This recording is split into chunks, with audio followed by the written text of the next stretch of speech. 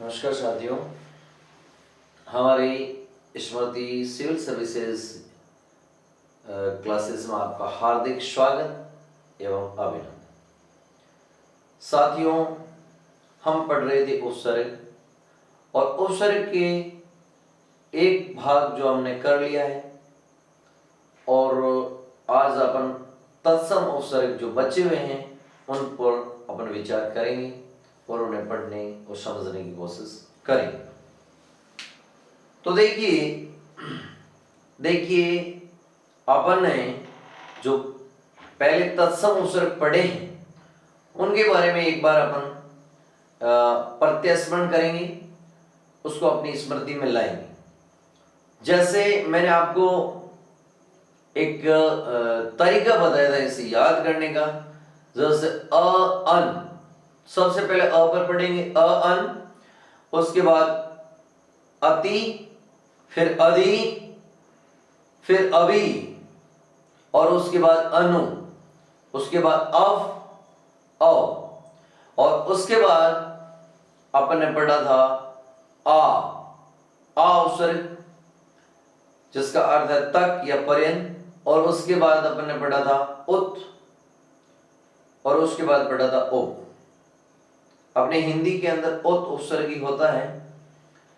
Doctor सौंदान चारण की किताब नवीन हिंदी व्याकरण और वर्तमान में चल रही जो माध्यमिक शिक्षा बोर्ड एनसीईआरटी की जो किताब है उसके अंदर उत उपसर्ग ही है अपने हिंदी में।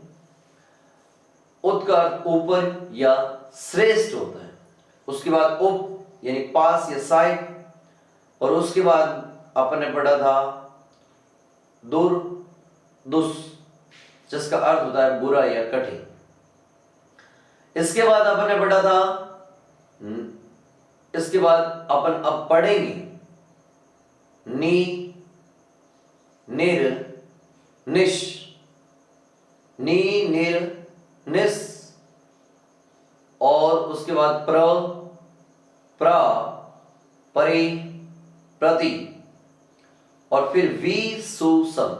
इसको शब्द को मैंने एक व्यवस्थित तरीके से याद करने का तरीका मैंने ये किया है कि जिस तरह हमारी वर्णमाला है उसी का अनुरूप इनको याद करने की कोशिश की है, तो आप भी इस तरह करिएगा। तो चलिए दोस्तों, केवल ये पढ़ने से भी कुछ नहीं, ज्यादा से ज्यादा इनके प्रश्नों को अपन सॉल्व करें, और किस तरह हम इस प्रश्नों को समझेंगे तो ज्यादा से ज्यादा अपन प्रश्न समझने की कोशिश करेंगे। मैं हर गत वर्ष विभिन्न परीक्षाओं में आने वाले प्रश्न, हिंदी के जो प्रश्न हैं प्रत्येक टॉपिक के, उनको मैं हर टॉपिक के बाद हल करवाने की कोशिश करूंगा। और मैं साथ साथ में ये भी बताता हूं कि इसमें ये होता है, यहां अपन कंफ्यूजन हो गए। हमें इतना ही पढ़ना है जितना हमें जरूरत है, बाकी ज्यादा उलझने से हमें एक मेंस के अंदर क्या लिखना है, कहां पर को ज्यादा ध्यान देना है, कहां क्या देना है और कैसे प्रश्न आते हैं। विभिन्न प्रतियोगी परीक्षा में जो प्रश्न आते हैं उसी के अनुसार हम अपन चलेंगे, क्योंकि वहीं से प्रश्न उठते हैं, कोई व्याकरण बनती नहीं है। तो देखिए, अपन ये अभ्यास करेंगे और प्रश्न को हल करने की कोशिश करेंगे। उत्तर पहले कभी नहीं देंगे। उत्तर देखने की आदत पड़ गई तो फिर क्या है कि अपना दिमाग, अपन उस दिमाग को उस अनुसार डाल देंगे और जल्दी से उत्तर देखने की कोशिश करेंगे। हम समझने की और दिमाग को अपन कुछ प्रेशर देने की कोशिश नहीं करेंगे। जब आप इस तरह के सवाल करोगे और ऐसे सवालों को हल करोगे तो स्वतः ही आपके लिए यह उपसर्ग बहुत ही इजी टॉपिक बन जाएगा। तो चलिएगा, मैं एक प्रश्न लेके आया हूं। यह उपसर्ग शब्दांश है, शब्दों के अंश है। उपसर्ग शब्द नहीं है, शब्दों के अंश है। और उपसर्ग की मैंने परिभाषा आपको बताई कि उपसर्ग शब्द या शब्दांश के प्रारंभ यानी आरंभ में जोड़कर उसके मूल अर्थ में परिवर्तन ला देते हैं, तो उन्हें औपचारिक कहते हैं। देखिए, मैंने एक प्रश्न लिखा है कि बेमेल उपसर्ग है। बेमेल, मेल यानी मिला, मिलना या योग, बे यानी बिना, बिना मेल का उपसर्ग है। यानी 4 ऑप्शन है, उसमें ये भिन्न उपसर्ग है, अलग उपसर्ग है। 3 में अलग है, 1 में अलग है। जो इन चारों से मेल नहीं खाता है वो कौन सा है? तो सबसे पहले देखो, अतिरिक्त, अतिथि, अतीत और अत्यंत। अपन क्या करते हैं, पहले पूरा ऑप्शन पढ़ते नहीं। जैसे मैंने यहां इसको अतिथि को यहां लिख दिया, मेरे को ये अतिथि यहां लिखना चाहिए।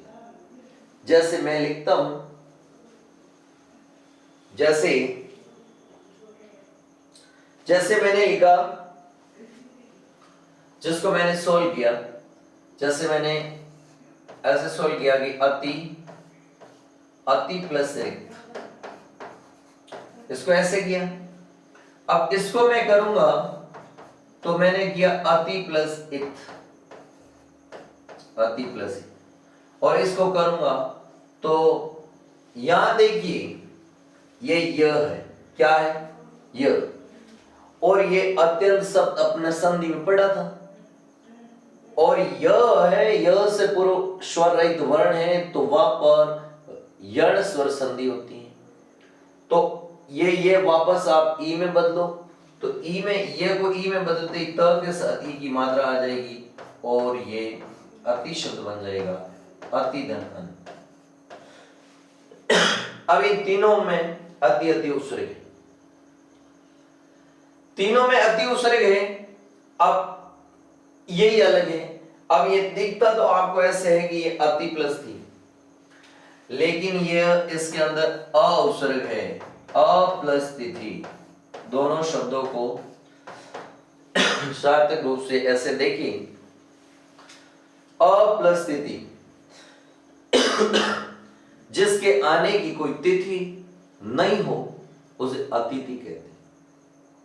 अतिथि मेहमान, आगंतुक, पाहुना, जिसे हम गेस्ट कहते हैं, उनके पर्यायवाची है।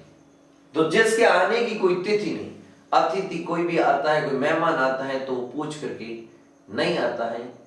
आजकल तो पूछ के आते हैं, लेकिन पहले जमाने में ये संसाधन नहीं होते थे, तो बिना पूछे आते थे और मेहमान के रूप में माने जाते। कि जिसके आने की कोई तिथि नहीं उसे अतिथि। तो मेहमान कभी भी आ सकते हैं, उसके आने की कोई तिथि नहीं होती है, तो अधन तिथि होता है, न कि अतिदन थी होता है। तो ये वेरी इंपॉर्टेंट है और कई बार ये प्रश्न आता है। और ये प्रश्न कहाँ आता है? ये प्रश्न आता है 3 तो ये पहले दिए होंगे, ये लास्ट में दिए होंगे, और अपन ये कोशिश करते हैं, ध्यान देते नहीं है और फिर ये गड़बड़ हो जाता है। ठीक है, तो चारों एक जैसे दिखते हैं तो अच्छे से उसे पढ़ें। आप एक बार देखोगे, बार बार उसे पढ़ोगे तो आपको स्वतः ही समझ में आ जाएगा कि अतिथि अतिथि अतिथि, अपने आप इससे अ उपसर्ग अलग हो जाएगा, जो सबसे पहले आपने इसको पढ़ा। अब देखिए, अब अपन ये उपसर्ग पढ़ेंगे, नि, निर, निस, प्र, प्रा, परि, प्रति, वि, सु और सम। नि का अर्थ होता है बिना या नहीं, रहित, या फिर होता है विशेष। निर और निस का अर्थ ही नहीं या बिना, रहित। प्र का अर्थ विशेष, आगे होता है, विशेष कहो या आगे कहो या अधिक। परा का अर्थ विपरीत होता है। ठीक है, और या परि का अर्थ चारों ओर, और प्रति का अर्थ विपरीत, और वि का अर्थ विशेष या पूरी तरह, सु का अर्थ अच्छा, और सम का अर्थ सम्यक या पूरी तरह या पूर्ण रूप से शुद्ध। तो देखिए, अब इनको अपन पढ़ेंगे। तो सबसे पहले वो एक प्रश्न अपन ने विचार किया। अब आगे ये गत विभिन्न परीक्षाओं में आए हुए प्रश्न हैं। आरएएस 2021 के अंदर इस तरह के प्रश्न आए हैं और औपचारिक का प्रश्न आरएएस के अंदर इस तरह के आएंगे। जैसे निम्नलिखित उपसर्गों के योग से दो दो शब्द बनाइए। अपन ने इसको तो पढ़ा है और इसको भी पढ़ा है, अभी हिंदी में इसे अलग पढ़ेंगे, लेकिन इसका तत्सम रूप जो अव था, अव को अपन ने पढ़ा है। अव मैंने पढ़ा था अवसर, अवगुण, अवतार, अवगढ़, तो ऐसे बहुत सारे वर्ड बनते हैं। तो अव से बनेगा, अव को तद्भव में लिखोगे तो अवसर, अवगुण। अपन को दो दिए हैं तो दो ही लिखने हैं, बस दो दो शब्द पढ़ने। अधि, तो अधि से बनेगा अधिगम, अधिकार, अध्यादेश, अध्याय, अध्ययन, अध्यापक, कितने ही बन सकते, लेकिन अपन को दो ही लिखना है। तो फटाक से अपना समय जाया नहीं करते हुए आप सीधे लिख दो, अधि से अधिकार और अधिगम, बस दो दो शब्द आपने लिखे। यही है, आप कितना जल्दी लिख सकते हो, ठीक है। और फिर दिया है दर। अब दर का कैसे करना है, तो देखिए, दर से बनता है दरकार, दरकार का मतलब जरूर। दर से बनता है दरख्वास्त, दर का अर्थ है असल, दर का अर्थ है मैं, दर का क्या है मैं। जैसे मैंने कहा दर किनार, दर किनार, एक किनारे कर दिया किनारे में, या मैंने लिखा दर असल, असल में, असल में, ठीक है। तो ऐसे बहुत सारे वर्ड बनते हैं, अपन को दो ही वर्ड लिखने हैं, दो दो शब्द बनाने। फिर है परा, परा का उल्टा भी होता है, परा का विपरीत होता है। तो परा से बनता है पराजय, और परा से बनता है पराक्रम, और परा से बनता है पराकाष्ठा, पराकाष्ठा। परा से बहुत सारे ऐसे वर्ड बनते हैं। तो परा से पराकाष्ठा, पराक्रम, पराजय। अब अभी के शब्द हैं, ये चार आएंगे, इनको आपको पृथक करके लिखना है। तो देखिए, इसे आप समझिए, मैं तो अपने ही प्रश्न हाली कैसे होते हैं वही करना है। तो यहां पर तो दो दो वर्ड लिखे, दो इसके, दो इसके, दो इसके, दो इसके, 8 में। तो यहां आपको, जैसे ये 2 नंबर का प्रश्न है, तो आधा, आधा, आधा और आधा, ठीक है, ऐसे नंबर आएगा। वैसे ये 2 आएंगे, एक ये 2, तो एक इसका और एक इसका, 2 हो गए। आधा आधा एक, आधा आधा एक, ठीक है। और अब यहां पर ये 4 दे रखे हैं, तो चारों आधा आधा नंबर के हैं, इनको इनकी संधि विच्छेद करना है, शब्द को पृथक करना है। औपचारिक और मूल शब्द है, उस शब्दों से औपचारिक पृथक करके लिखना है। तो यहां पर आप ऐसे अलग करके लिख सकते हो औपचारिक, अभिधन जे, अभिधन जे। अभि का अर्थ विशेष, जे यानी ज्ञानी, तो विशेष ज्ञानी हो तो अभिज्ञ कहते हैं, यानी विद्वान का पर्यायवाची है अभिज्ञ।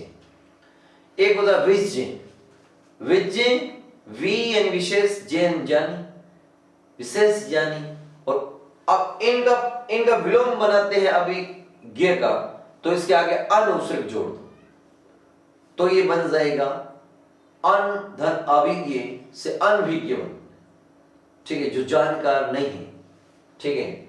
और विज्ञ का विलोम बनेगा अज्ञ, विज्ञ विशेष ज्ञानी, अज्ञ यानी नहीं, ये बन ज्ञानी, जो ज्ञानी नहीं है, मतलब मूर्ख का पर्यायवाची है अज्ञ, अज्ञ का विज्ञ और अभिज्ञ का अनभिज्ञ। पर्याय पर्याय को आप अलग करोगे तो आपने संधि पढ़ी है, इसके अंदर परि उपसर्ग है, परिधन आय से पर्याय। अत्यल्प से पहले प्रतीक्षा, प्रतीक्षा को अलग करोगे तो अपन संधि में इसे पढ़ा है, प्रतिधन एक साथ दीर्घ स्वर संधि है, प्रतिधन प्रतीक्षा। यहाँ पर तो ये सहयोगी हुआ है, अभी और ज्य शब्द जो की अभी से बना है। पर्याय में परि और आय जुड़ा है, यह स्वर संधि है। अत्यल्प में अति धन अल्प, अति का अर्थ होता है थोड़ा, अति का अर्थ होता है बहुत, और अल्प है थोड़ा, बहुत कम, इसका अत्यल्प का बहुत कम।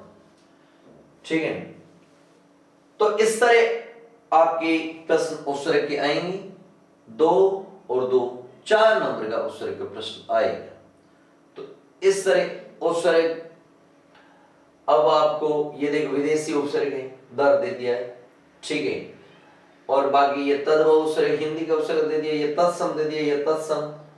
तो अपन को ये तीनों तरह के उपसर्ग को अच्छे से पढ़ना है। तो चलिए अपन आगे चलते हैं। आज अपन चलते हैं, उससे आगे अपन ने पढ़े थे 12 तक उपसर्ग, और आज 13वां उपसर्ग पढ़ेंगे नी, 13वां उपसर्ग पढ़ेंगे नी। तो देखिए नी, नी का अर्थ है बिना या विशेष। मैंने आपको इस उपसर्ग को हल करने का तरीका बताया था। मैंने कहा कि सबसे पहले आप संयोग करो। क्या करो? ये प्रयोग है, और प्रयोग में सबसे पहले संयोग करो। संयोग का मतलब होता है कि आप शब्दों को सीधे से जोड़ो। तो नी से बनता है, नी से बनता है नियम, नी, नी वास, नी डर, बिना डर। नी से बनेगा नी बंद, नी से बनेगा नी गम, निगमन, निगम, निगमन, निकाय। ठीक है, नीलय, और नी से बनेगा निरोध। ऐसे भी बहुत सारे वर्ड आते हैं। कई जगह निरोध शब्द को बड़े रूप में लिखता है, ठीक है, और कई छोटा लिखते हैं। देखो इसका एक प्रश्न आता है, ऐसे आता है कि निरोध, निरोध, इन शब्दों में शुद्ध कौन सा है? तो अपन को यह देखना है कि इसके अंदर तो नी उपसर्ग है। क्या है? नी, और नी रोध, रोध का मतलब रुकावट, नी का मतलब अच्छे से। अब अच्छे से किसी चीज की रुकावट करना, निवारण करना, जैसे दुख निरोध यानी दुख निवारण के अष्टांगिक मार्ग, महात्मा बुद्ध ने दुख निरोध के अष्टांगिक मार्ग दिए। ठीक है, तो इस निरोध शब्द के अंदर नी उपसर्ग है। कौन सा उपसर्ग है? नी। और निरोध शब्द यह अशुद्ध शब्द है, यह अशुद्ध है, यह शुद्ध है। शुद्ध और अशुद्ध में आता है, उपसर्गों से अपन अलग करेंगे। तो इसको शुद्ध करके लिखेंगे तो इसमें नी की मात्रा बड़ी होगी। और अपन ने रोरी संधि में पढ़ा था, निर प्लस रोग से निरोग शब्द बनता है। निर प्लस रोग, विसर्ग संधि में भी नी प्लस रोग आ जाता है, तो विसर्ग रे में बदलता है, फिर रे के बाद रे आता है तो विसर्ग रे का लोप हो जाता है, और पहले वाला जो स्वर है वो दीर्घ बन जाता है। तो नीरोग, नीरस, नीरव, ये अपन ने वहां पढ़ा था। तो यहां पर इस तरह का अपन पढ़ेंगे। आगे देखो, आगे इस शब्द का अंतिम वर्ण है जो ई है। क्या है? ई। और ई के बाद ई आता है, ई के बाद तो अब छोटी भी आ सकती है, बड़ी भी आ जाती है, और बड़ी ही बनेगी। ई के बाद ई आता है तो वहां कौन सी संधि होती है? दीर्घ संधि होती है। कौन सी संधि होती है? दीर्घ। ठीक है, जैसे मैंने शब्द लिखा निधन, निधन इति, निधन इति। ठीक है, और ये शब्द बनेगा ई और ई मिलकर के दीर्घी, ये ई और ये ई दोनों मिलकर के दीर्घी बन जाएगा, तो शब्द बन जाएगा नीति, जिसकी समाप्ति विशेष रूप से हो। कोई भी कार्य करो बोलते हैं नीति से करें। कैसे करें? नीति से करें। तो ये हो गया। और अब इसके अंदर ये दीर्घ संधि का हो गया उदाहरण। अब अपन इसके अंदर और कौन सी संधि कर सकते हैं? तो यण संधि। कौन सी संधि कर सकते हैं? यण, यण स्वर संधि। इसमें यण स्वर संधि होगी, क्योंकि ई है तो ई के बाद अन्य स्वर आएंगे तो ये में बदल जाएगा, तो यण स्वर संधि। जैसे मैंने शब्द लिखा नी प्लस आई, नी प्लस आई, तो ये शब्द बन जाएगा न्याय। नी प्लस आई से क्या बनेगा? न्याय। ई ये में बदल जाएगी। ठीक है, जैसे और इसके वर्ड है नी प्लस ओन, तो क्या बनेगा? ये में बदलेगी, रू की मात्रा है न्यून, न्यून न्याय। नी प्लस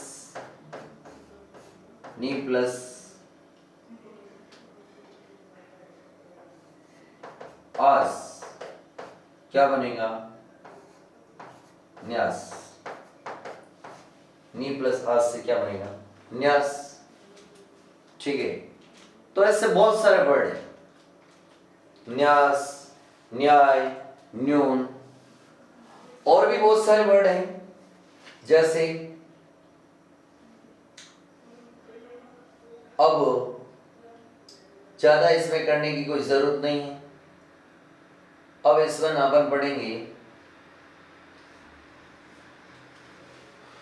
अब इसमें पढ़ेंगे अपन और कौन सी संधि होगी, तो अपन कहेंगे और इसमें व्यंजन संधि होगी। कौन सी संधि होगी? व्यंजन। तो व्यंजन के उदाहरण देखिए, जैसे नी प्लस सन क्या बनेगा? ये वर्ण चेंज हो जाएगा इससे और ये शब्द बन जाएगा, इसको आप लिख लोगे निशन, नी प्लस सन से निशन। ठीक है, नी प्लस सेद और ये सर चेंज हो जाएगा और ये शब्द बन जाएगा निषेध। नी प्लस सिद्ध। ठीक है, तो ये शब्द बन जाएगा निषिद्ध। निषिद्ध यानी मनाही। निषिद्ध हो सकता है, निषिद्धि हो सकता है। ठीक है, निषेध का मतलब मना होता है। जैसे धूम्रपान निषेध है, जगह जगह अपन जाते हैं गाड़ियों में लिखा होता है कि धूम्रपान निषेध है। निषेध का मतलब मना है। ठीक है, तो इस तरह अपन ने नी को पढ़ा। तो ऐसे ही आपको आगे ये कंटिन्यू रखना है। अगला है निर और निश, इन दोनों का अर्थ ही सेम ही है। ठीक है, इसको अपन ऐसे करेंगे, सबसे पहले इनका संयोग लेंगे। वैसे इसमें सब संयोग ही होगा, उसमें संधि बनेगी। इसमें जैसे मैंने शब्द लिखा निर प्लस धन। ठीक है, तो इसको शब्द को जोड़ोगे तो ये शब्द बन जाएगा निर्धन, बिना धन के या धन से रहित। निर्धन, निर्बंध, बिना बंध की, निर्बंध। ठीक है, निर्लज, बिना लाज की, बिना लज्जा की।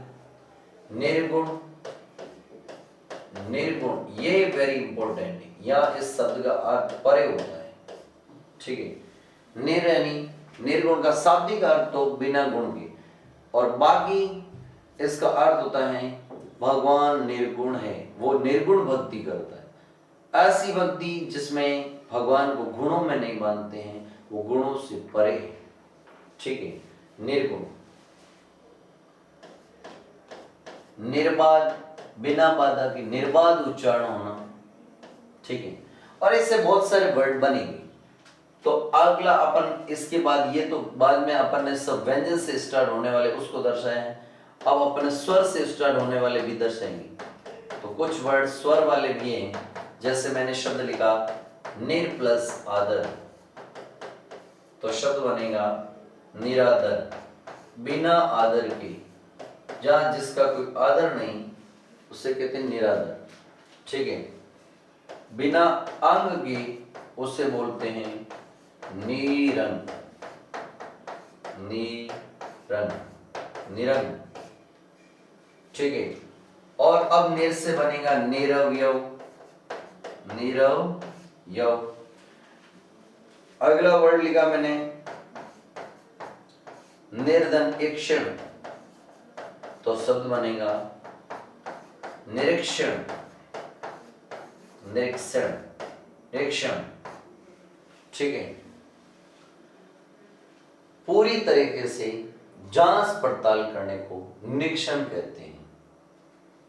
इस प्रकार निर से बनेगा निर प्लस अपराध, निरपराध, निर प्लस आकार, निराकार, निर प्लस आहार, निराहार, निर प्लस आमिष, निरामिष, निर प्लस अक्षर, निरक्षर, निर प्लस अहंकार, निरंकार, निर प्लस अवलंब, निर्लंब।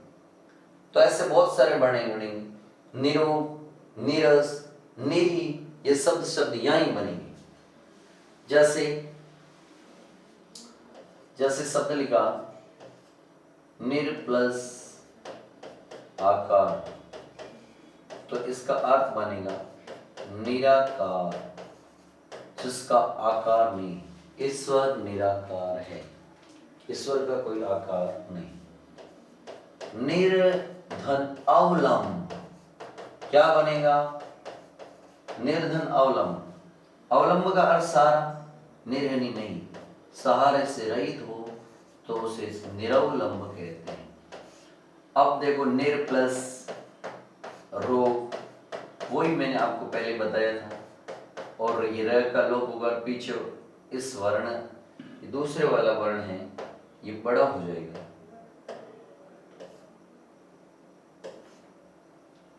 ठीक है। जैसे नीरोग, बिना रोग की। अब अगला सीधा ही लिखूंगा मैं, जैसे नीर प्लस रस, क्या बनेगा? नीरस, बिना रस। इसी प्रकार मैंने शब्द लिखा निर प्लस रव, और ये शब्द बड़ी मात्रा बन करके बन जाएगा नीरव। निर यानी बिना, रव यानी ध्वनि, बिना रव की, बिना ध्वनि की नीरव शब्द बनता है। तो इस तरह ये अपने निर का पढ़ा, जिसमें व्यंजन का प्रयोग होता है, ठीक है। तब वर्ण र का र बन जाता है। क्या बन जाता है? र की स्थिति निर के बाद अगर व्यंजन से स्टार्ट होने वाले वर्ण आए, व्यंजन वर्ण आए, तो र की स्थिति बनती है ये ऐसे, तो र का र बन जाता है रेफ, रेफ की स्थिति ऐसी होती है, ठीक है। र की विशेष स्थिति बनती है बाद में जब व्यंजन वर्ण आए तो र पीछे वाले वर्ण के ऊपर बैठ जाता है, और बाद में जब स्वर आए तो स्वर की मात्रा उस र को मिल जाती है। वेरी इंपॉर्टेंट है, इसको आप समझिएगा। अगला है अपन का निश। निश का अर्थ भी बिना होता है, बार होता है, या रहित होता है। तो देखिएगा, इसके 3 उदाहरण अपन ने पढ़े थे, 3 तरह के आएंगे। अब ये निश है, इस निश का 3 तरह से प्रयोग होगा। जैसे मैंने निश के बाद अगर इन तीनों से स्टार्ट होने वाले वर्ण आए, अब तीनों कौन से?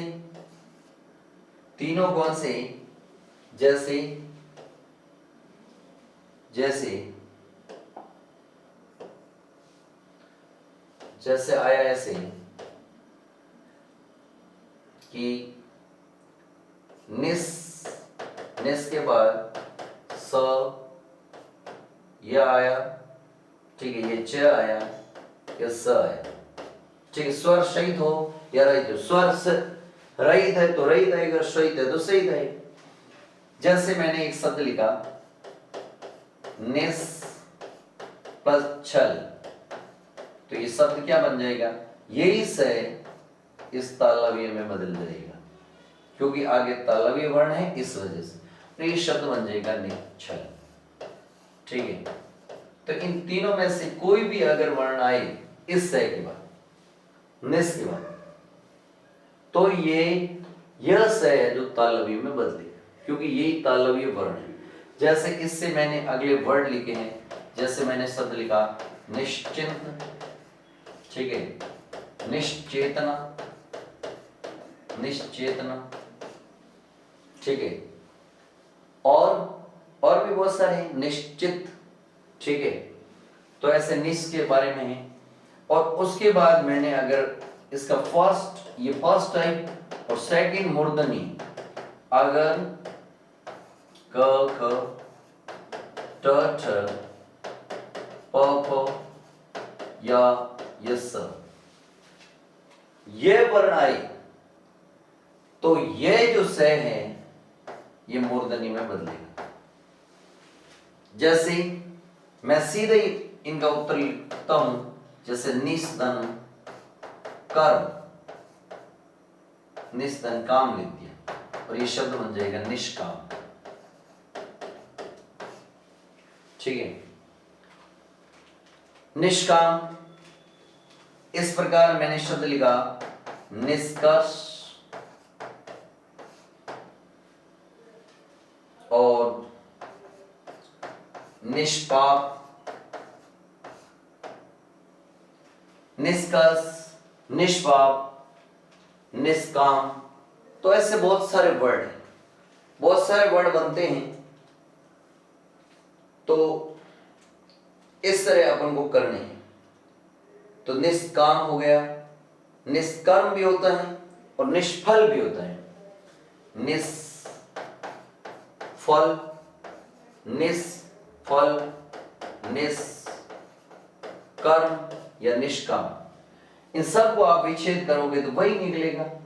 जैसे निष्फल का करता हूं मैं, तो निस धन फल, फल से रही, फल से, कहीं कहीं यहां भी अर्थ परे होता है, हट करके होता है, ठीक है, बिना, कहीं बाहर, कहीं रहित, उत्तर, इस अलग अलग प्रसंगों में अलग अलग अर्थ यहां लिया जाता है। अगला मैंने शब्द लिखा, अगला शब्द लिखा निस्धन संतान, यहां कोई चेंज नहीं होगा, क्योंकि ये तीसरा जो टाइप है, ये तीसरे टाइप में, तीसरे टाइप में देखिए, तीसरे टाइप में ये होता है, तीसरे टाइप में ये होता है कि अगर तो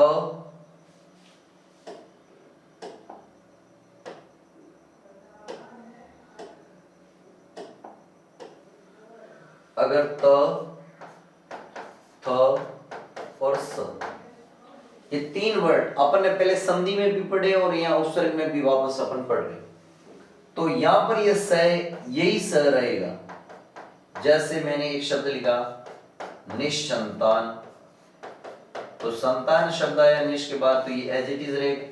इसी प्रकार मैंने एक शब्द लिखा निस्संदेह, ठीक है, संदेह का मतलब शक या शंका, निस का मतलब नहीं, कोई शंका नहीं, जिसे निस्संदेह कहते हैं अपन, जिसे बोलते हैं नो डाउट, ठीक है। तो कोई संदेह नहीं, कोई शंका नहीं, कोई संदेह नहीं, ठीक है। तो इस तरह इसका प्रयोग होता है, वेरी इंपॉर्टेंट है, इसको आप समझिएगा। इसके बारे में फर्स्ट ग्रेड में पहले एक प्रश्न आया था और मैंने आपको बताया भी था कि निश्चितता वर्ड आया था और इसका सही विच्छेद क्या होता है। तो देखिए, मैं वो यहाँ ऊपर लिखता हूं और यही था निश्चितता, फर्स्ट ग्रेड एग्जाम 2016 के अंदर ये प्रश्न आया था। ठीक है, इसका विच्छेद ऐसे होगा, निस धन चित धन ता। अगर इसका संधि विच्छेद करेंगे तो नी धन चित धन ता आएगा, न कि यहां पर यह सीधा तालव्य आएगा। इस संधि युक्त शब्द से अलग होते ये स है जो वापस अपने उपसर्ग के मूल रूप में चला जाएगा। जो निस उपसर्ग है, न कि यहां पर इस निस में तालव्य या मूर्धन्य वर्ण नहीं, ये तो बाद में जो अघोष वर्ण जिस अनुसार आते हैं उस अनुसार इसकी स्थिति चेंज होती है। जब शब्द संधि युक्त बन जाते, जब इसकी संधि होती है तब। तो चलिएगा अब अपन अगला करेंगे प्र। प्र का अर्थ होता है विशेष 13, 14, 15 और ये अब 16। प्र का अर्थ विशेष होता है, आगे होता है। अब संयोग में अपन सीधा लिखेंगे तो प्र से बनेगा प्रबल, प्र से बनेगा प्रविशेषण, प्रविशेषण, प्रविशेषण, प्रकार विशेष। ठीक है, प्र से बनता है प्रचार, प्रसार। ठीक है, प्रभाव,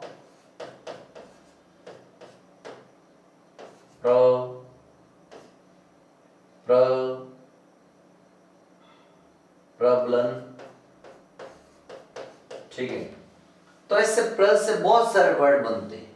प्र से बहुत सारे वर्ड बनते हैं। प्र से प्रयोग, प्र से प्रयत्न, प्रदान, प्र से प्रदान, प्रयत्न, प्रयोग। जो विशेष योग हो तो उसे प्रयोग बोलते हैं अपन। ठीक है, प्र से प्रहार, प्र से प्रहार, प्रहार का अर्थ होता है चोट। और प्र से बनता है प्रभंजन, प्र से बनता है प्रभंजन,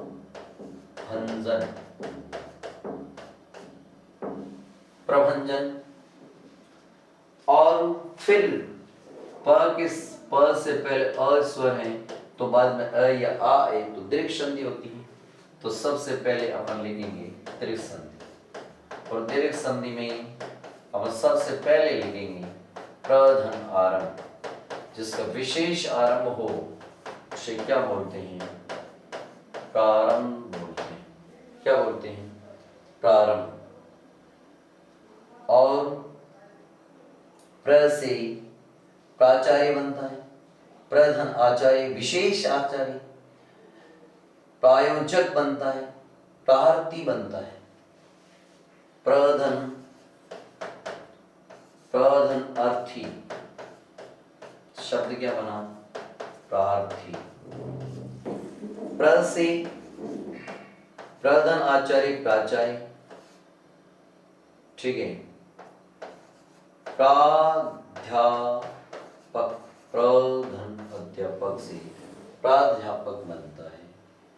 ठीक है, प्र से संयोग में बनता है प्रधाना। प्रधान तो खुद ही होता है। ठीक है, ठीक है। तो देखिए प्राध्यापक, प्रधन अध्यापक से प्राध्यापक बनता है। ठीक है, और प्र से प्रायोजक, प्रायोजक, प्रधन आयोजक, प्रधन आयोजक, इसको अलग करते हैं तो ऐसा बनता है। ठीक है, तो ऐसे बहुत सारे वर्ड प्र से बनते हैं। तो इस तरह प्र से अब इसके अंदर इसके बाद में अ है और बाद में ई या ई आ जाए तो कौन सी संधि होगी? तो गुण संधि होगी। कौन सी संधि होगी? गुण। वेरी इंपॉर्टेंट वर्ड है यहाँ। मैंने एक शब्द लिखा प्रधन ऊढ़। प्रधन ऊढ़ और ये शब्द जब जुड़ता है तब शब्द बन जाता है प्रौढ़। अब अ और उ मिलकर के ओ बनना था और बन क्या गया? औ। बढ़ना तो क्या था? ओ, और बन क्या जाता है? औ, यानी अब वृद्धि संधि हो जाती। होनी थी गुण संधि और हो गई वृद्धि संधि। यानी कौन सी संधि का विरोध हो रहा है? गुण संधि का विरोध हो रहा है। ये गुण संधि अपवाद कह सकते हैं आप, या गुण संधि का विरोध। गुण संधि अपवाद है ये वर्ड। प्रधन ऊढ़ से क्या बना? प्रौढ़ बना। ठीक है, तो इस तरह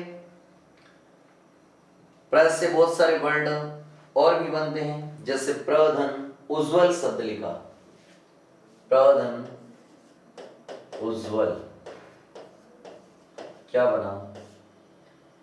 और ओ मिलकर के ओ बन गया और ये शब्द बन गया प्रो ज वल, प्रोज्वल। प्र का अर्थ है विशेष, विशेष रूप से उज्ज्वल, से प्रोज्वल वर्ड, प्रोज्वल शब्द कहते हैं। ठीक है, इसी प्रकार और भी बहुत सारे वर्ड हैं तो आप कर सकते हैं। ठीक है, व्यंजन संधि इसी में ही, जैसे व्यंजन संधि का उदाहरण जैसे मैंने यहां लिखा, जैसे मैंने इसी में व्यंजन संधि लिखी, व्यंजन संधि। तो व्यंजन संधि का कुछ ही उदाहरण है। जैसे मैंने एक शब्द लिखा, एक ही उदाहरण है। जैसे मैंने शब्द प्रधन छन, और ये जुड़ेगा तो क्या बनेगा? प्रच्छन। बीच में किसका आगम हो गया? च का आगम हो गया। किसका आगम हो गया? च का। तो प्रधन छन से प्रच्छन। अब अपन करेंगे 7वां परा। परा का अर्थ है विपरीत, पीछे या अधिक। तो प्रा से क्या क्या बनता है? प्रा से बनेगा परा, संयुग लिखेंगे तो प्रा से बनता है पराजय, जय की विपरीत पराभव। ठीक है, पराक्रम, परामर्श,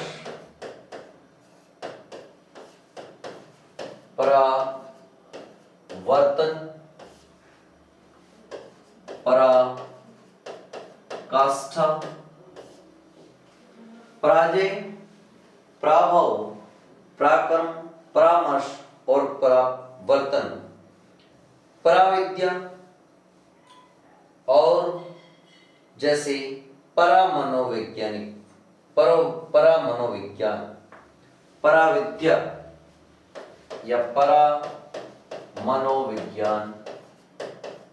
विज्ञान। ठीक है, या पराविद्या। यहां पर एक वर्ड है जो मैं हिंदी का उपसर्ग है वो मैं यहां पढ़ाने की कोशिश करूंगा। इसमें यही है, सारे सहयोगी है। ठीक है, जैसे पर, एक पर उपसर्ग है, पर का अर्थ होता है दूसरा, और पर से बनता है परदेश। ठीक है, परहित, परलोक। ठीक है, ये वर्ड बनते हैं। तो परस से एक शब्द बनता है पराधीन। क्या बनता है? पराधीन। परदेश, परहित, परलोक, पराधीन, परोपकार, परधन उपकार से परोपकार शब्द बनता है। ये पर उपसर्ग है, हिंदी का उपसर्ग है, लेकिन एक प्रश्न आता है क्या? आरएस में जैसे प्रश्न आ गया कि बेमेल या भिन्न उपसर्ग है, भिन्न या अलग, निम्नलिखित शब्दों में भिन्न उपसर्ग है या बेमेल उपसर्ग है, और आपको प्रश्न ये दे दिया भिन्न उपसर्ग है, और प्रश्न ये दिया कि ऑप्शन में अ में दे दिया परामर्श, ब में दे दिया प्रजय, और स में दे दिया पराधीन,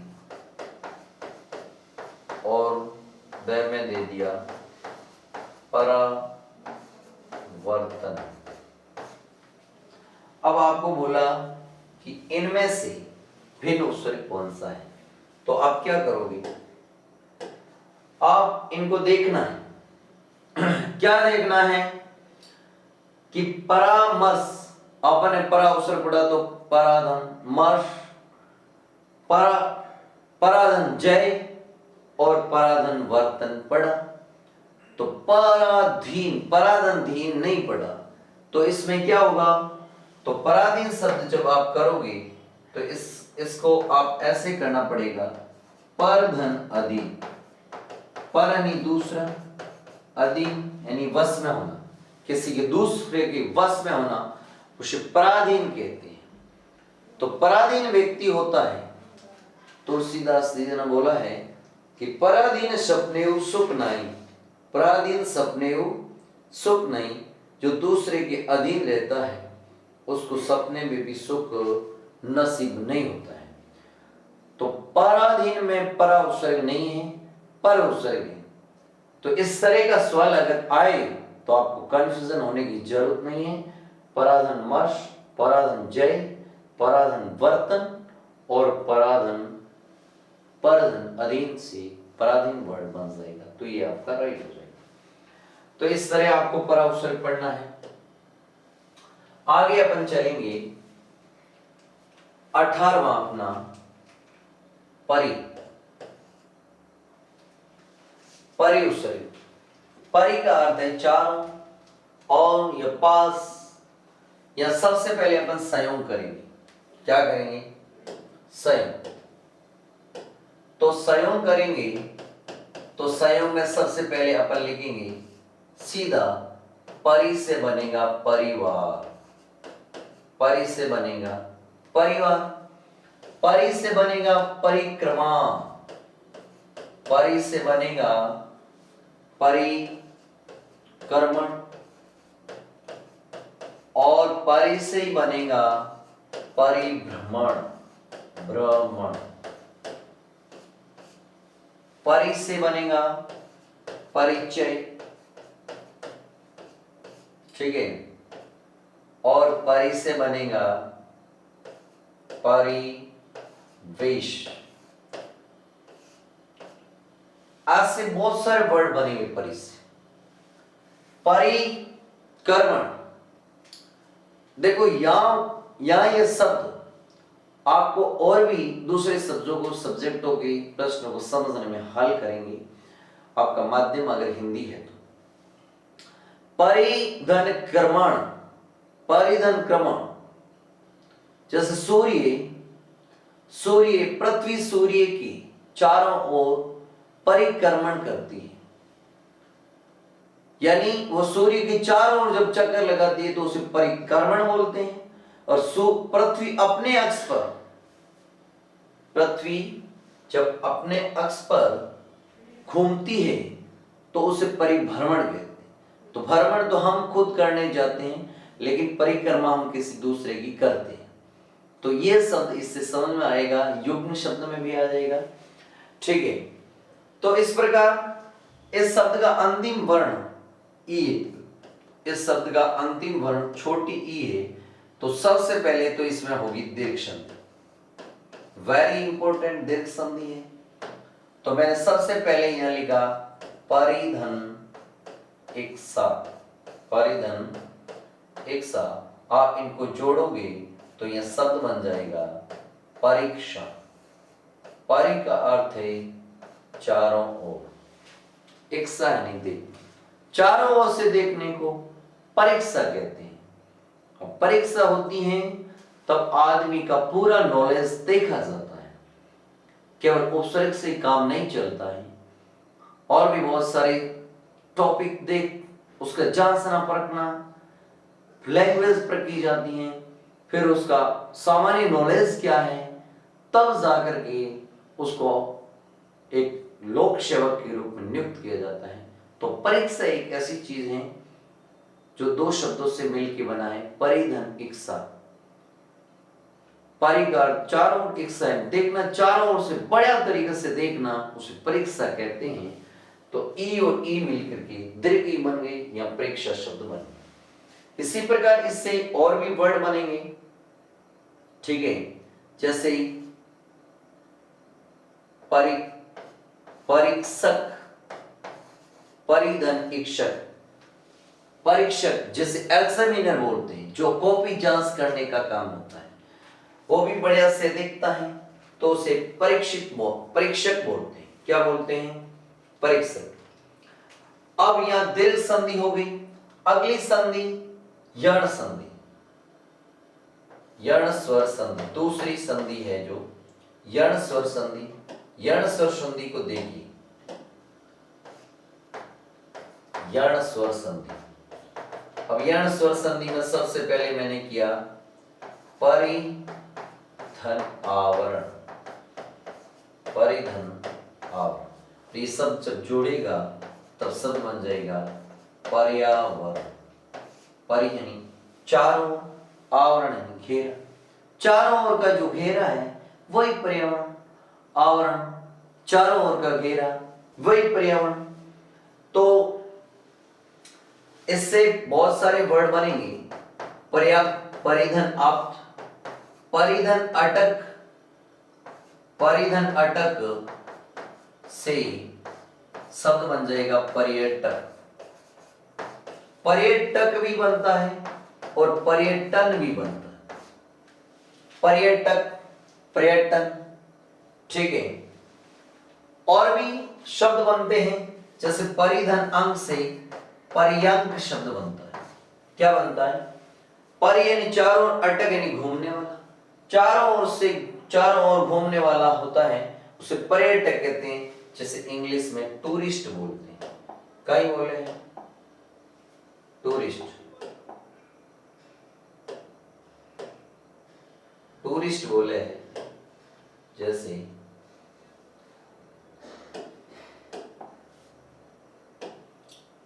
जैसे ये परिधन अंग से पर्यंक शब्द बन गया, तो पर्याप्त, पर्यटक, पर्यावरण, पर्यटन, पर्यटन ने टूरिज्म बोले हैं। परिधन अटन, अटन यानी घूमना, परियन चारों, चारों ओर घूमना, पूरे देश, पूरे राज्य, सब ओर से देखना, उसे पर्यटन बोलते हैं। तो इस तरह का ये परि का अपना है, ठीक है। और भी इसमें आप देखो यण स्वर संधि हो गई, और संधि हो गई अपने दीर्घ स्वर संधि। अब एक व्यंजन संधि का उदाहरण भी है, जैसे मैंने शब्द लिखा परिधन छेद, परिधन छेद, और एच जुड़ते ही शब्द बन जाएगा परिच्छेद।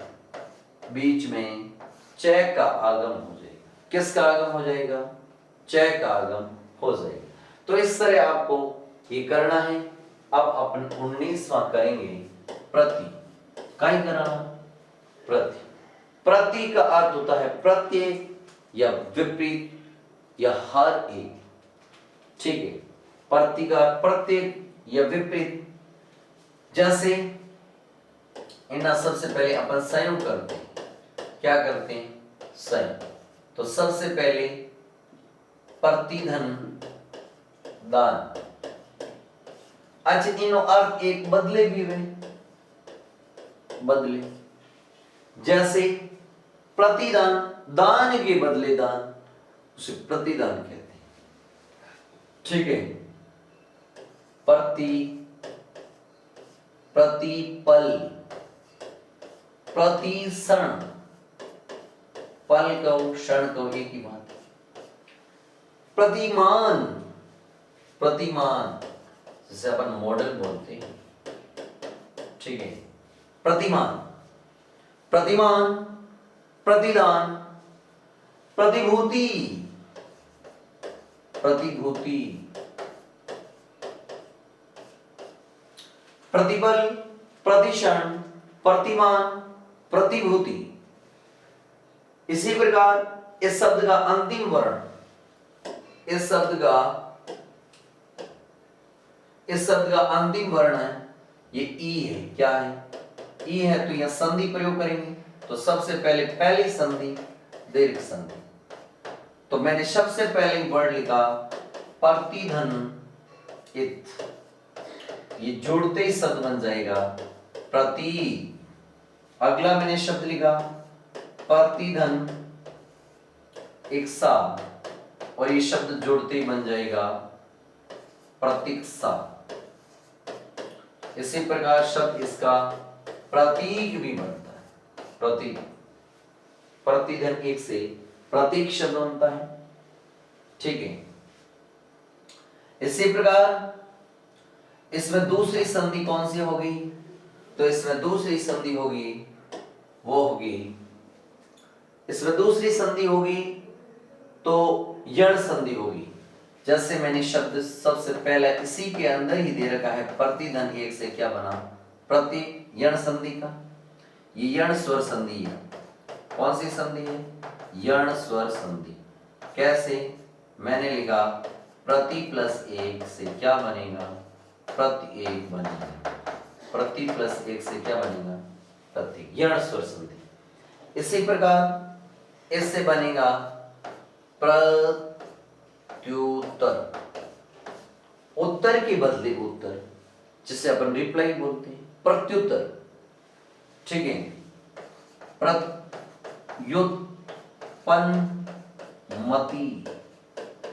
प्रतिधन उत्पन्नमति को प्रत्युत्पन्नमति कहते हैं। ठीक है। तो ऐसे बहुत सारे वर्ड प्रति के भी अपन को देखने को मिलेंगे। ठीक है। जैसे मैंने कहा प्रत्याशा, आशा के बदले आशा, प्रत्याशा। प्रति प्लस आशा, प्रति प्लस आशा या प्रत्याशा वर्ड बनेगा। ठीक है। प्रत्याशा। तो इस तरह प्रति के अपन ने ये उदाहरण किए। तो ये अपन को रूल फॉलो करना है, दीर्घ संधि, यण संधि और व्यंजन संधि। व्यंजन संधि का उदाहरण जैसे या मैंने, आप नोट करिएगा, जैसे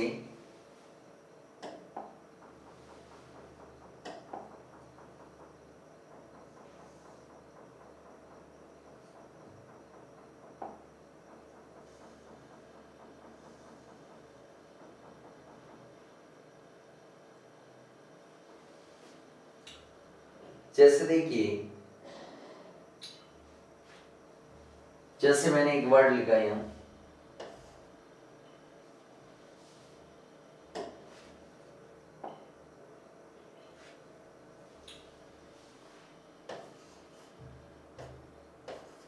प्रति, प्रति प्लस या व्यंजन संधि, इस व्यंजन संधि का नहीं। ठीक है। इसमें व्यंजन संधि भी होती है। जैसे मैंने शब्द लिखा प्रति प्लस छेद, तो शब्द ये स इस स न बन जाएगा और शब्द बन जाएगा, ये एक ही मात्रा यहां लग जाएगी और ये शब्द बन जाएगा प्रतिच्छेद, प्रतिच्छेद। इसी प्रकार प्रति प्लस स्था से शब्द बन जाएगा प्रतिष्ठा। इसी प्रकार प्रति प्लस स्थान से शब्द बन जाएगा प्रतिष्ठा, प्रतिष्ठा। तो इस तरह देखिए, इसमें व्यंजन संधि भी है और दीर्घ स्वर संधि भी है या ऋण स्वर संधि भी है। तो एक एक टॉपिक आप इस तरह करोगे तो ये हो जाएगा। अगला है वी। क्या है? वी, जो अपना 20वां टॉपिक है। 20 वी। वी का विशेष होता है और वी का भिन्न भी होता है। ठीक है, तो सबसे पहले अपन इसका व्यायाम करेंगे। सबसे पहले अपन इसका संयोग करेंगे। सो संयोग में सबसे पहले अपन लिखेंगे संयोग, और संयोग में सबसे पहले लिखा विज्ञान, विशेष ज्ञान, विज्ञान, विजय। ठीक है, विलोम, विमर्श,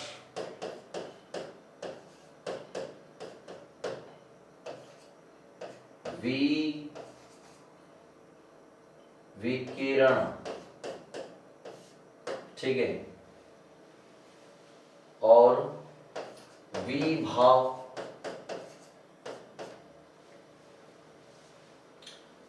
इस तरह ऐसे वर्ड बने जैसे विदेश, वियोग, विख्यात, विहार, विलय, विपक्ष, विधान।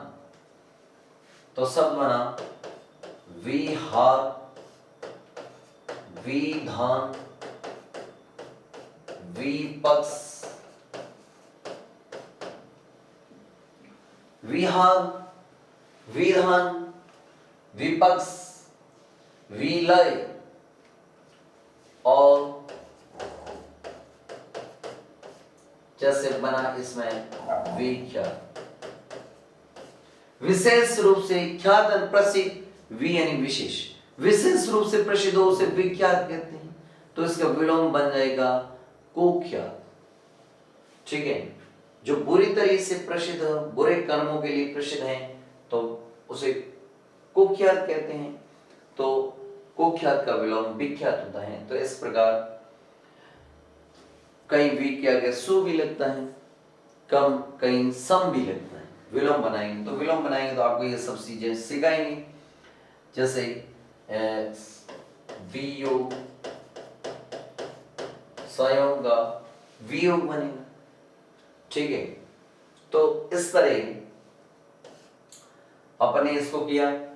अब इसके अंदर अंतिम वर्ण है जो ई है, कहीं है अंतिम वर्ण ई है। ई होने की वजह से यहां पर दीर्घ स्वर संधि होगी, और दीर्घ स्वर संधि में जैसे मैंने कहा वी प्लस इक्सक क्या बनेगा, इसको जोड़ोगे तो शब्द बन जाएगा विक्षक। वी यानी विशेष, इक्सक का मतलब देखने वाला, जो विशेष रूप से देखने वाला है उसे वीक्षक कहते हैं, जिसे इंग्लिश में इन्विजिलेटर कहते हैं। जो परीक्षा होती है उस समय बच्चों की विशेष रूप से निगरानी करता है उसे वीक्षक बोलते हैं। तो वी यानी विशेष और इक्सक यानी देखने वाला, विशेष रूप से देखने वाले को वीक्षक कहते हैं। वी धन इप्सा, इप्सा का अर्थ होता है इच्छा। वी यानी विशेष, और ये सब जब जुड़ जाएगा तब जानेगा विप्सा, जिसमें विशेष इच्छा व्यक्त की हुई उसे विप्सा कहते हैं। तो विप्सा एक अलंकार भी है, ठीक है, और जिसे विशेष इच्छा है उसे विप्सा बोलते हैं। ठीक है, तो यहाँ पर अपने पढ़ लिया दीर्घ स्वर संधि, और अंतिम ई है तो बाद में अन्य वर्ण आए, भिन्न वर्ण आए तो ये ई ये में बदलेगी तो यण स्वर संधि हो जाएगी। कौन सी संधि हो जाएगी? यण स्वर संधि। यण स्वर संधि हो जाएगी तो यण संधि। जैसे मैंने शब्द लिखा वी प्लस आस, वी प्लस आस क्या बना? व्यास। वी प्लस आस का क्या बना? व्यास। वी प्लस आकरण, वी प्लस आकरण क्या बना? व्याकरण। वी प्लस आकरण का क्या बना? व्याकरण। वी प्लस ओ है, वी प्लस ओ है, शब्द बना व्यू है, व्यू, चक्कर व्यू, ठीक है, चक्कर का घेरा जिसे चक्र व्यू कहते हैं। तो इस तरह विधन आप्त व्याप्त, विधन आप्त व्याप्त, विधन अर्थ व्यर्थ, विधन अंजन व्यंजन, विधन आदि व्याधि, और विधन असन व्यासन, और विधन अवधन हार व्यवहार। ऐसे बहुत सारे वर्ड बनते हैं इसी की, ठीक है। जैसे जैसे मैं यहां करता हूं, जैसे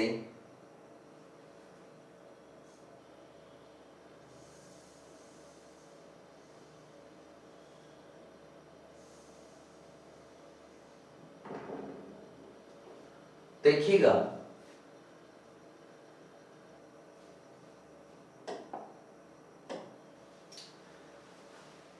जैसे यहां पर मैंने इससे और भी वर्ड बनते हैं। जैसे मैंने शब्द लिखा व्यवहार, विधन अवधन, व्याम, विधन आयाम, विधन अंजन वैजन, विधन असन वैसन, ठीक है।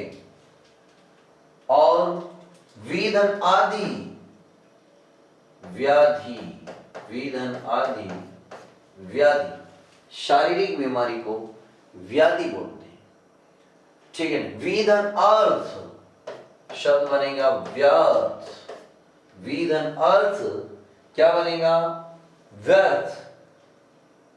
और इस तरह ये वर्ड इसके बनते हैं। अब इसमें आजा, इसके अंदर फिर अपन संधि करेंगे, व्यंजन संधि। कौन सी संधि? व्यंजन संधि, व्यंजन संधि। तो देखिए,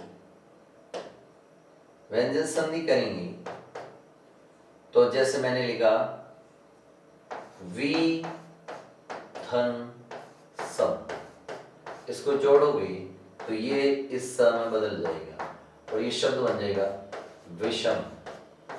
वी धन सम से क्या बनेगा विषम, ठीक है। और मैंने शब्द लिखा विधन से, विधन छे, और इससे शब्द बन जाएगा विच्छेद। विशेष रूप से छेद करना मतलब अलग, विच्छेद का मतलब अलग होता है, विच्छेद करना यानी अलग करना। तो बीच में किसका आगम हो गया? चय का आगम हो गया। तो इस तरह ये भी का अपन ने कर लिया। और अब अपन आगे बढ़ते हैं सु, ठीक है। तो देखिए, इसको अपन वापस अपने स्थान पे लाते हैं।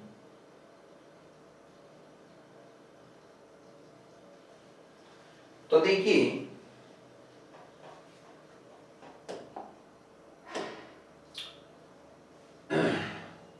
सु का अर्थ होता है अच्छा। ये अपना 21वां उपसर्ग है, सु यानी अच्छा। और यह सरल, सु का अर्थ अच्छा भी होता है और सरल भी होता है।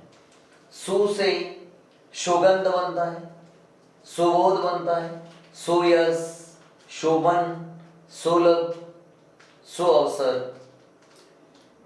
ये वर्ड बनते हैं सु से। तो अपन ने लिखा सु से सुबोध, सुशील, सुशीला, सुशीला, सुमन,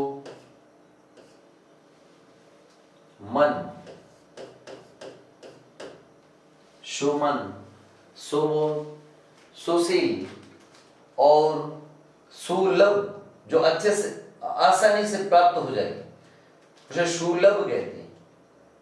सुगंध, सु से सुगंध, सुलभ और सुगम, सुगम सुलभ, सुगंध, सुमन, सुशील, सुअवसर, सुबोध, ऐसे बहुत सारे वर्ड बन सकते हैं। इस शब्द का अंतिम वर्ण ई है, अंतिम वर्ण का ही है, अंतिम वर्ण, इसका अंतिम वर्ण ऊ है। क्या है? ऊ होने की वजह से, ऊ होने की वजह से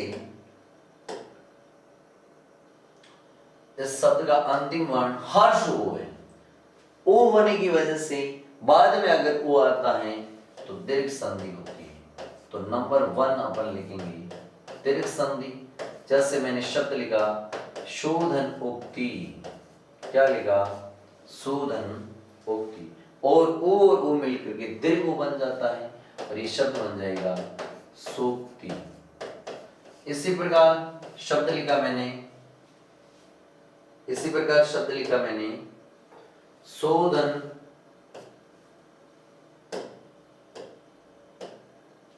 शोधन उक्त, क्या लिखा? शोधन उक्त। इससे शब्द बन जाएगा शुक्त। क्या बन जाएगा? शुक्त।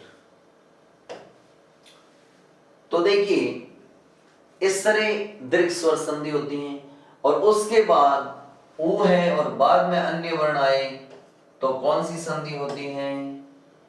तो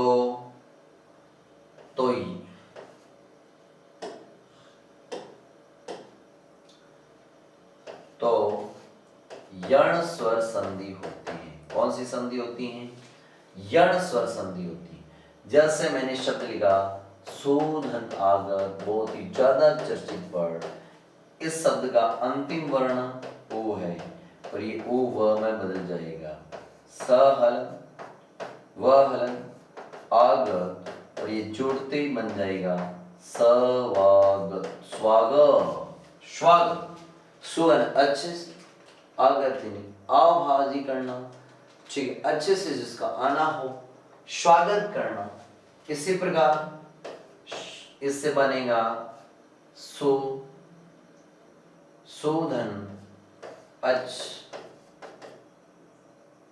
शोधन, शोधन,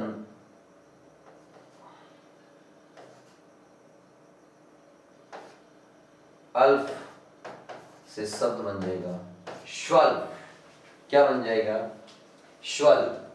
स्वर्ल का मतलब होता है अच्छा, थोड़ा है, वो अच्छा है, थोड़ा सा अच्छा। तो स्वधन अल्फ, ठीक है, और शोधन अल्फ, स्वल्प, शोधन आगत से स्वागत वर्ण बन जाएगा। यहां पर एक वर्ड आता है स्व। क्या आता है? स्व। स्व का अर्थ है स्व। एक दूसरा उपसर्ग है हिंदी का जिसका अर्थ है स्वर। स्व का अर्थ है अपना, स्वयं का या खुद का। स्व का स्वयं, खुद या अपना, स्व कहते हैं। और स्वर से कौन कौन से वर्ड बनते हैं? स्वर से मैंने शब्द बनाया, जैसे यहां मैंने लिखा स्वर से लिखा स्वदेश, स्वराज, अपना राज। और स्वर से मैंने लिखा स्व, स्वा, स्वाव, लब, जो अपना सारा खुद ही बने, ठीक है, उसे स्वावलंब कहते हैं। क्या कहते हैं? तो स्वदेश, स्वराज, स्वावलंब, ठीक है। और बनता है स्वतंत्र, अपना तंत्र, स्वतंत्र, खुद का तंत्र, खुद का शासन, उसे स्वतंत्र कहते हैं। तो यहाँ पर ये कंफ्यूजन सु और स्व में इस तरह हो जाती हैं, जैसे यहाँ पर भी ये वर्ड जब दिखता है, ये जो वर्ड दिखता है, यहाँ पर ये वर्ड दिखता है,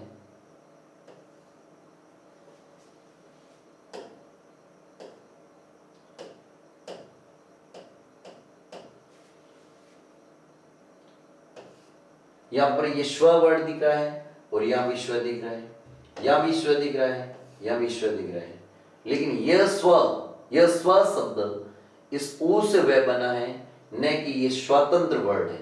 इसलिए अगर आ जाए कि स्वलभ, स्वदेश और स्वतंत्र और स्वावलंब, इनमें भिन्न उपसर्ग कौन सा है? जैसे 1 नंबर, ये 2 और ये 3 और ये 4। भिन्न उपसर्ग स्वल, स्वदेश, स्वावलंब, स्वराज्य, स्वतंत्र, इसमें बेमेल उपसर्ग कौन सा है? तो यहाँ पर स्वलभ बेमेल है, क्योंकि इसमें सुधन अल्प है और बाकी शब्द के अंदर स्वधन उपसर्ग है। जैसे एक वर्ड आता है, इसी के अंदर स्वाधीन, स्वाधीन, स्व कई क्या करते हैं? सुधन अधीन करते हैं। शु नहीं होता है, वहां पर स्व होता है। सु नहीं होता है, क्या होता है? स्व होता है। जैसे मैं यहां लिखता हूं, जैसे मैंने यहां शब्द लिखा सु, जैसे यहां मैंने शब्द लिखा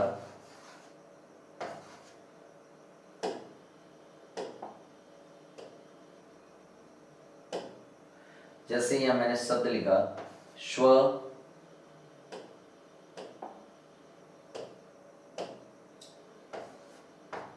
स्व प्लस अधीन, स्व प्लस अधीन।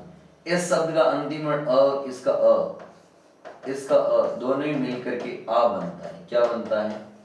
आ। और यह हलंत होता है वह, तो फिर यहाँ आ की मात्रा और ये शब्द बन जाएगा स्वाधीन। स्व का अर्थ है अपने, अधीन वश, जो खुद के ही वश में होना, उसे स्वाधीन कहते हैं, न कि सुधन अधीन होता। सु नहीं बनता है, ये वेरी इंपॉर्टेंट वर्ड है। अपने ही अधीन करना है, ठीक है, अच्छे से अधीन नहीं करना है। तो ये वर्ड भी आता है और कई बार पूछा जाता है कि स्वाधीन, स्वतंत्र, स्वाधीन, स्वतंत्र, स्वल्प और ये जैसे स्वावलंब, इसमें भिन्न कौन सा है? तो कहते स्वधन लभ तो हो सकता है, लेकिन ये सुधन अधीन है, तो सुधन अधीन नहीं है, स्वधन अधीन है। वेरी इंपॉर्टेंट है, इसे आप देखिएगा। अब अपना लास्ट उपसर्ग 22वां सम उपसर्ग, इसे अपन करेंगे। तो देखिए 22वां उपसर्ग देखिए, लास्ट सम, जिसका अर्थ है अच्छी तरह, ये पूर्ण शब्द। सम से संयोग करेंगे तो बहुत सारे वर्ड बनेंगे। सम से बनेगा संयोग खुद, समधन योग। सम से बनेगा सह, सम से बनेगा संसार, सम से बनेगा संकट, संकट, सम से बनेगा संयम, ठीक है। सम से बनेगा संधि, संधि खुद वर्ड बनेगा। शम प्लस धी से शब्द बनेगा संधि। सन से बनेगा संकल्प, संचय, संतोष, संचय, संकल्प, संतोष। इसको आप ऐसे भी लिख सकते हो, संतोष, संतोष, ठीक है। सम प्लस तोष से संतोष वर्ड बनता है। संगठन, समधन गठन, संचार, समधन चार, समधन लग्न, संलग्न, समधन सय, संशय, समधन रक्षा, संरक्षा। तो ऐसे बहुत सारे वर्ड बन सकते हैं। तो मैंने लिखा संगठन, संगठन भी होता है, संगठन भी होता है, ठीक है। संचार भी होता है, संचार, ठीक है। तो ऐसे बहुत सारे वर्ड बनते हैं, तो आप देखिएगा इसे। और अब देखिए ये उपसर्ग है जो अपने कंप्लीट हो चुके हैं, ठीक है। इसमें अब किसी प्रकार का पीछे कुछ रहा नहीं है, लेकिन यहाँ एक चीज देखने की है कि मैंने यहाँ एक वर्ड लिखा है। क्या लिखा है? मैंने एक संतोष वर्ड लिखा है। वैसे मैं बता चुका हूँ, यहाँ पर मैंने नया किया है। और बाकी जैसे ये ऐसे वर्ड है वहां पर नहीं होता है। यह म का अनुस्वार, म का क्या करना है? म का अनुस्वार करना है। म का क्या करना है? अनुस्वार में बदलना है। मैं को किस में बदलना है? म को आपको अनुस्वार में बदलना है। लेकिन कहीं पर मैं अनुस्वार में नहीं भी बदला जाता है। अच्छा, अधिकतर मैं को अनुस्वार में बदलना है, लेकिन उसको पंचम वर्ण में लिखना है, तो पंचम वर्ण पांचों वर्गों में ही लिखा जाएगा। जैसे संकट शब्द है, इसमें आप म को, इसको आप मैं है, जैसे समधन कट, समधन कट, या आप इसको ऐसे लिख सकते हैं संकट, ठीक है, संकट, ठीक है। जैसे आपने समधन तोष को लिखा है, समधन तोष, इसको आपने ऐसे लिख दिया संतोष। मैं का अनुस्वार बनाऊं तो ये ऐसे बन जाएगा संतोष, ठीक है। लेकिन अधिकतर इस मैं को अनुस्वार में ही कन्वर्ट करना है। तो इस तरह अपनी पूरी उपसर्ग है जो पढ़े, कंप्लीट कर लिए हैं। एक बार इसको फिर से देख लेते हैं। 22 उपसर्ग टोटल एक बार रिवर्स कर लेते हैं।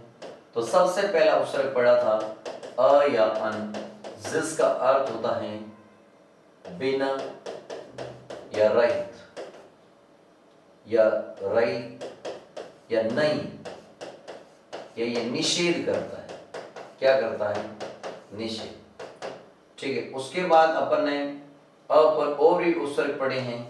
सबसे पहले अपन ने अति पढ़ा, जिसका अर्थ है बहुत या अधिक, ठीक है।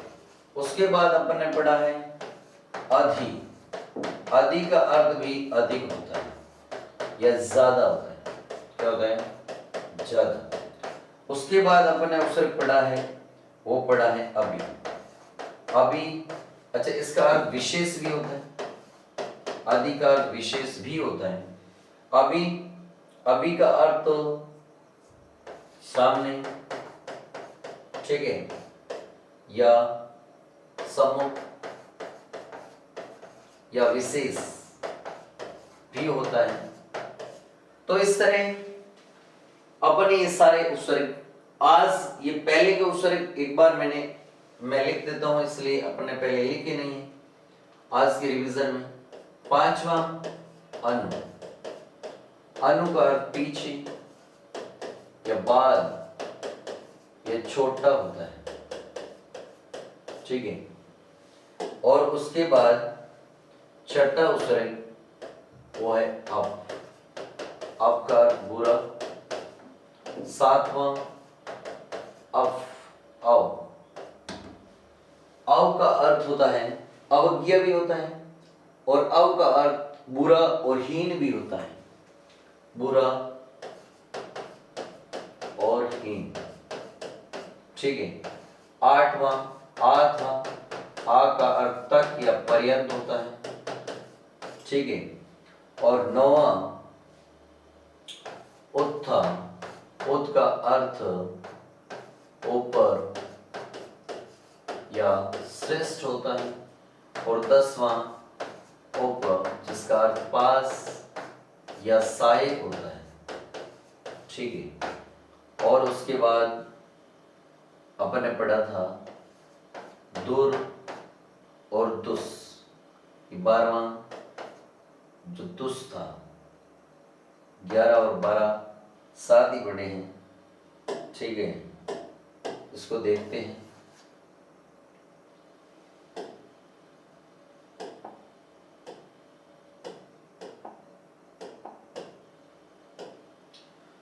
ठीक है, दूर और दुस, इसका अर्थ होता है बुरा या कठिन, बुरा या कठिन, तो ये 12 उपसर्ग अपन ने पढ़े हैं। ये अपन ने कल पढ़े हैं। आज अपन ने 10 उपसर्ग पढ़े हैं। नि, निर, निस, प्र, प्रा, परि, प्रति, वि, सु, सम। तो 12 ये और 10 आज वाले 22। अब अगले अपन ने जो उपसर्ग आएंगे वो हिंदी के उपसर्ग और विदेशी उपसर्ग। तत्सम से ही थोड़े बिगड़ करके बने हैं तद्भव। कुछ उपसर्ग अपने जैसे स्व वाला और पर वाला उसमें भी अपने और औ वाला उसको देखने की कोशिश की, और ऐसे उपसर्गों जो सवाल अपन ने आए हैं उसको देखा। अब ये टॉपिक पूरा होगा, उसके बाद जो इसे विभिन्न प्रतियोगी परीक्षा में जो सवाल आए हैं उसको हल करने का अपन पूरा प्रयास करेंगे। तो देखिए, चलिए आज आपने हमें सुना, धन्यवाद। परीक्षाएं नजदीक हैं, इसलिए आप जितना हो सके इसको कम समय में कैसे पूरा करें वो इसके अनुसार आप फॉलो करें। थैंक यू, धन्यवाद।